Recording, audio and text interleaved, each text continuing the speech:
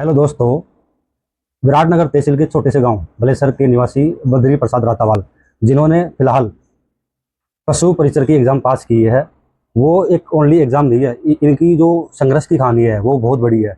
इन्होंने लगभग 20 साल लगातार तैयारी करके ये सफलता हासिल की है और बीच में इन्होंने कम से कम 20 एग्ज़ाम दिए है और उनमें से 4-5 एग्ज़ामों में एक एक दो दो नंबर से रह गए। फिर भी ये कभी हार नहीं माने और लगातार तैयारी जारी रखी और इन्होंने सफलता हासिल की। और इन्हीं इन्हीं इसी दौरान के बीच इन्होंने विषम परिस्थितियों का सामना किया। जैसे इनके तैयारी के दौरान पिताजी तैयारी के दौरान इनके पिताजी एक्सपायर हो गए और वो माताजी की उम्र 75 उम्र है तबीयत खराब और उनकी तबीयत हमेशा खराब रहती है। आप देखिए उधर इनकी माताजी 75 ईयर्स है और इसके बावजूद भी इन्होंने कभी हार नहीं मानी और लगातार तैयारी जारी रखी और 20 साल तक तैयारी जारी की। इनका सपना था कि मुझे एक दिन सरकारी नौकरी लगनी है। आज वो दिन आ गया है आज, और इन्होंने आज वो एग्जाम पास करके और सरकारी नौकरी हासिल कर ली है। आओ इनकी संघर्ष की कहानी इनकी जुबान पे सुनते हैं।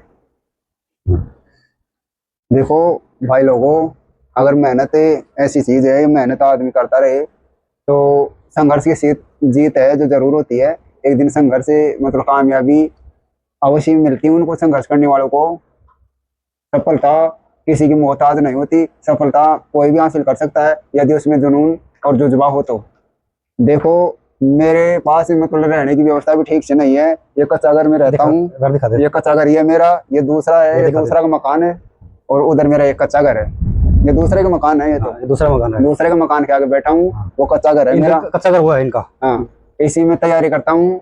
पहले मेरी किताब वगैरह बेच जाती थी, कभी बाहर में मतलब धूप में तावड़ा लगा था, उसको धूप में सुखाता। उसके बावजूद भी है ना, किताबें धूप में सुखाने के बावजूद मैं सूखती जब पढ़ता। एक ड्रेस थी मेरे पास, इसको धोता, इसको पहनता और धोने के बाद जब ये सूखती तब लाइब्रेरी में जाता। जैसे तैसे करके किसी के पास उधारे पैसे करके मैंने पढ़ाई को जारी रखा और आज मतलब मैंने एक तरह से एक मुकाम हासिल कर लिया। बद्री जी मुझे बताओ, आप कितनी एग्जाम अभी तक दी है?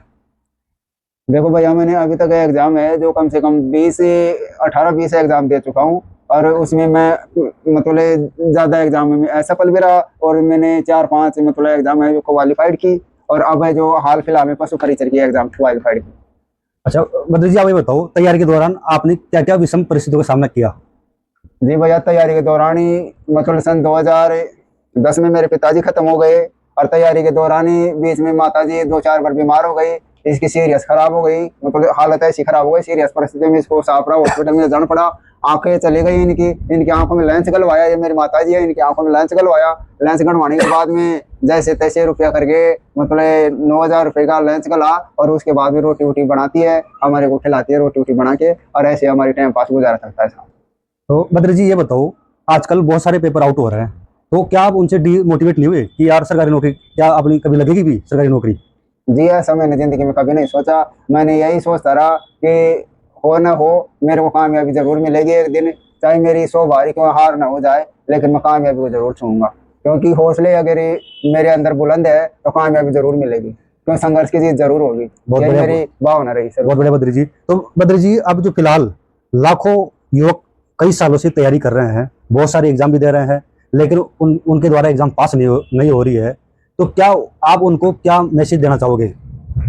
उनको मैं यही कहना चाहूँगा, मेरे सर्व समाज के भाई बंधु जाने, उनसे मैं यही कहना चाहता हूँ, क्योंकि अपनी भी कंडीशन सुधारने के लिए, अपने जीवन को सफल बनाने के लिए, क्योंकि आदमी भूखा रहने से मर नहीं जाएगा और कामयाबी हासिल कर लेगा तो वो जीवन भर बैठ कर खाएगा। तो कामयाबी के पीछे यदि दौड़ता रहेगा तो उसको एक दिन सफलता जरूर मिलेगी और संघर्ष की जीत जरूर होगी। मैं मतलब दोस्तों, आपने इनकी संघर्ष की कहानी इनकी जुबान पे सुना और इनकी परिस्थिति बहुत ही खराब थी।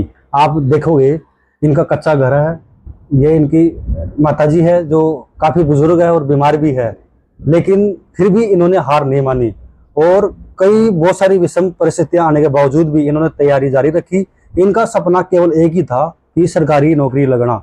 आज वो सफलता इनको मिल गई है, आज ये बहुत खुश हैं और आगे भी ये आरएस की तैयारी कर रहे हैं और आगे जाके मुझे पूरा यकीन है कि ये जरूर आगे जाके अफसर बनेंगे। समुद्र में ज्वार भाटा उठता रहता है, उसी प्रकार से मेरे समुद्र में मन रूपी समुद्र में ज्वार भाटा उठता रहता था और उसी ज्वार भाटे ने मेरे आत्म भावना को जागृत किया। दोस्तों, तो आप भी अगर आप तैयारी कर रहे हो तो आपकी तैयारी जारी रखो, पढ़ाई को मत छोड़ो। बहुत सारी विषम परिस्थिति आपके सामने आएगी, बिल्कुल आप बीमार भी होंगे, आपके पास गरीबी भी आएगी, बहुत सारी विषम परिस्थिति आएगी, लेकिन आपको तैयारी नहीं छोड़नी है, आपको तैयारी जारी रखनी है और एक दिन आपको सफलता जरूर मिलेगी। ये सफलता मिलने का जीता जागता उदाहरण आपके सामने बैठा है। जय हिंद।